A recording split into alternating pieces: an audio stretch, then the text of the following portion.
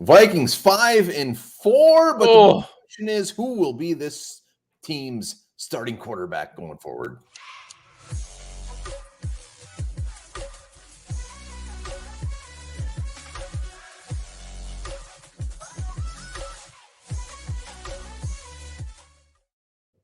All right, welcome back to the Onebar and Lupagus show. I'm Onebar with Lupagus. Vikings 5-4. Josh Dobbs leads us to victory after Jaron Hall unfortunately goes down with an injury. So the question is, who's going to be our quarterback? What are we going to do?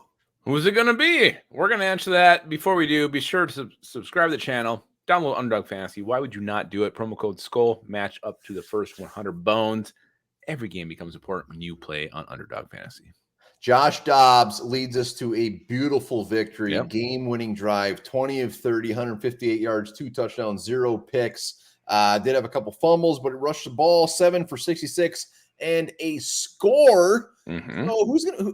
It's either him or Hall. Yeah. What we can do? So I think we got to talk about first next week and then moving forward, because I think with Jaron Hall being in the concussion protocol, I don't even know if he's going to be an option for next week against the Saints. He may not be available for that game. So let's not even talk about that.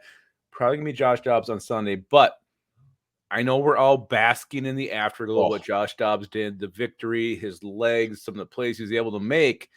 But let's not forget this. Jaron Hall, after a rough first series, looked pretty good when he drove the team down the field. Ended up being a field goal, but he didn't look bad that series. Yeah, don't get me wrong. I am taking a bath in Josh Dobbs right now, and this bath water is beautiful, clean. Any swimmers in there? It's making me feel good. Absolutely, there is. So, but yeah, we got to look a little bit forward. And you're right. Hall most likely probably won't. Who knows? We don't know. But Dobbs is probably going to be the starter next week. But looking forward, you're right. Hall did look good. 5 of 6 for 78 yards. Had 2 carries for 11 yards. Looked poised. Looked pretty damn good. He looked legit. So, but let's look at this as far as like, who do we think it's going to be and who do we want it to be? Who do you think, who's going to give us the best chance? Because we're 5-4, we're in the playoffs. This is serious. This is serious stuff. It's very, and we're always talking about serious stuff here at the One More Lupagus show. Again, let's go back to Dobbs. Yes, he got us to win. He made plays with his legs. He escaped some sacks that like how the hell did he do that? Ends up turning a play that should have been a loss for 10 into a gain of 30. But his ball placement was kind of an issue all day, throwing things high, throwing things left, throwing things right. Receivers bailed him out many times. So as good as Dobbs was today, as much as we enjoy him and what he brought to us, what he gave us today, he wasn't overly accurate. No, he wasn't. I think that's what he is. I think he makes some really good plays. I think he makes some really bad plays. I think he's extremely inconsistent, but you also get the plays with his legs, and he can make things happen when shit looks like it's going to absolutely just blow up. All of a sudden, wham, bam, he runs for a first down. So I think there's a lot of highs and a lot of lows with Dobbs. We know he's a smart guy. We know he's a smart quarterback. It's just, you're not going to get that superstar type of quarterback. You're just going to get a guy that could, get you wins like this. Yeah, and to answer your question, I hate to take any drama out of it, but my answer is I think it's the same for both of these. Who do I want to be the starter and who do I think it's going to be? I think it's Josh Dobbs for both of these. And I think the reason I want this to happen is because, okay, let's see what he did today. He ran for 66 yards. He threw for just under 200. He had 3 touchdowns on the day. This was coming in on Wednesday, and really he was kind of being the backup. He was being slowly acclimated into the Vikings offense. Jaron Hall was going to be the starter. This wasn't like a game plan like suited for Josh Dobbs. He came in and you saw it in KLC's face. He was like, kind of did one of these like, oh, fuck, what am I going to do? And they made it work. So now let's just think of what an offense geared for him can look like, what it can do, how functional it can be. And that's what makes me think that he should not. He proved today he deserves to be the starter. And I'm excited for what he can do when the game plan's actually for him.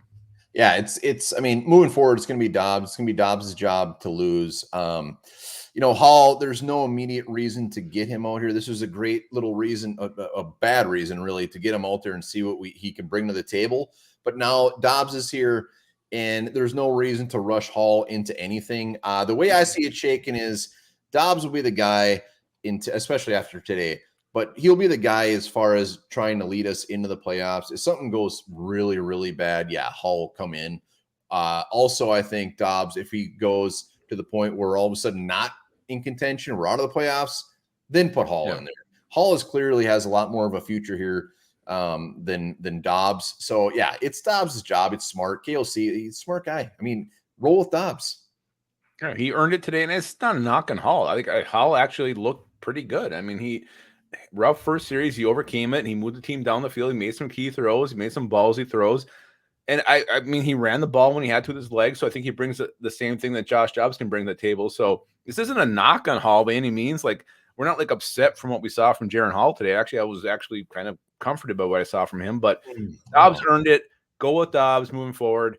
Best chance to win is with him, especially when you start game planning for him being your starter. Yeah, it's funny. You're reading all these tweets right now saying like Dobbs at practice this week. He didn't even take any snaps from Garrett Bradbury. He didn't do anything out there. And he goes out there and does this. I think Dobbs is going to be a fun one, or I shouldn't say fun. I think he's going to be an interesting one to watch. I think he's going to be a guy that makes us want to pull our hair out. One series, the next series, like, holy shit, what a play. He's going to be very, very up and down.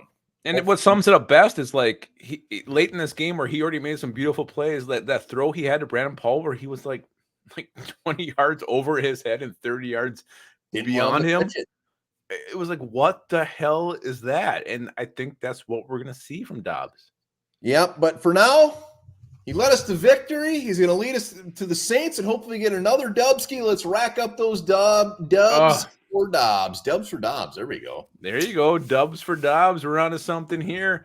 So let us know what you think. Who should be the Vikings starter moving forward? Jaron Hall, Josh Dobbs, Sean Mannion.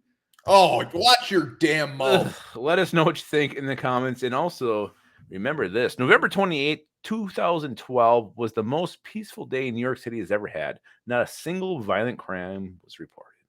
Yeah.